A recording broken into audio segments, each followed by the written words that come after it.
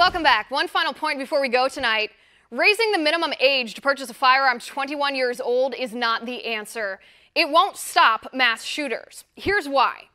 In practicality, raising the age limit to purchase a long gun from 18 to 21 years old would essentially do nothing.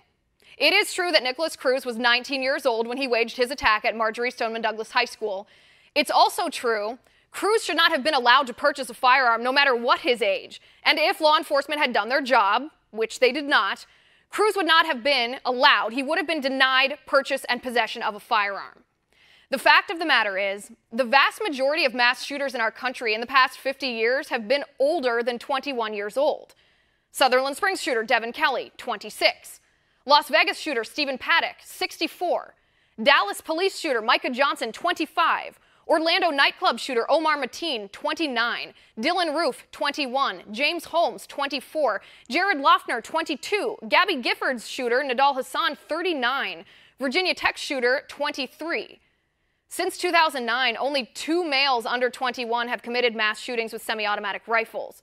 Only one of those killers purchased that firearm legally, and that was only because of unacceptable failure of law enforcement to apply laws to him that should have prevented him from that legal purchase. We can see for ourselves that raising the age limit to purchase a firearm would not have stopped the vast majority of these criminals, and that's assuming an age limit would have been a barrier significant enough to stop the rest of the younger murderers from getting their hands on a gun some other way. I find that very hard to believe, since the mass shooters in our nation who have been under 21, the vast majority didn't obtain their firearms legally. Either they stole them or they obtained them illegally. What raising the age does do, raising the minimum age deprives millions of law-abiding Americans between the ages of 18 and 20, old enough to serve and die for our country. It deprives them the right to bear arms. It punishes these law-abiding young adults for the hideous crimes somebody else committed, without even the assurance that depriving law-abiding Americans of their liberty would ensure somebody else's safety. But equally as important here, and we should ask ourselves every day, why aren't liberals and why isn't the mainstream media asking these questions? Besides their ages, the pattern we see amongst the majority of these shooters is the fact that none of them should have been able to acquire a firearm legally under our current laws, laws that we already have on the books. But somehow they did.